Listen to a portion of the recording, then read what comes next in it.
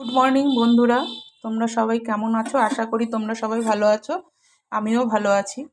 আমি আজকে তোমাদের সাথে একটা নতুন ধরনের ব্রেকফাস্ট শেয়ার করব।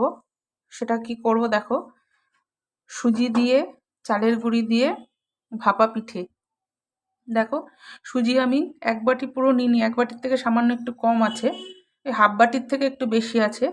এই বাটি মেপেই সব নিচ্ছি আমি। সুজিটা দিয়ে দিলাম প্রথমে, তারপরে আমি চালের গুঁড়ি দেবো হাফ বাটি,